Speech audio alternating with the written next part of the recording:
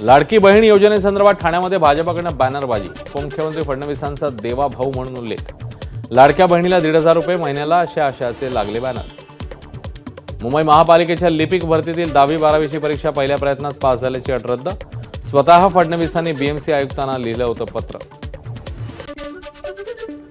म्हाडा किमतीचं सूत्र बदलणार। विकासकांकडील घरांना अल्प प्रतिसाद मिळत असल्यानं स्वतंत्र समिती नेमून मसुदा तयार केला जाणार।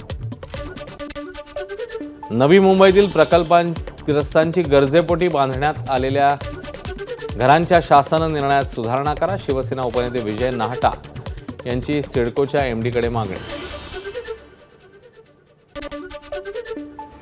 वांद्रे वर्सोवा सेलिंगच्या समुद्रातील पहिल्या स्पॅनची लवकरच उभारणी केली जाणार। आतापर्यंत प्रकल्पाचं 20% काम पूर्ण।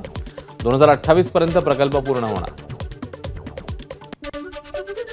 अभिनेत्री कंगना रनौतने मुंबईच्या पाली हिल परिसरातल्या बंगला 32 कोटींना विकला। यातून कंगनाला 12 कोटींचा नफा। ज्या घरावर पालिकेने तोडक कारवाई केली त्याच बंगल्याची विक्री। ठाण्यामध्ये ओळा सिग्नलजवळ एसटी बस मेट्रोच्या पिलरला धडकल्यानं अपघात। वाहन चालक आणि 11 प्रवासी जखमी। जखमींवर ऑस्कर आणि टायटन रुग्णालयात उपचार सुरू।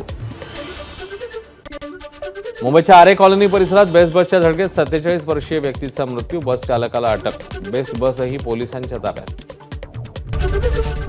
एबीपी माझा, उघडा डोळे बघा नीट।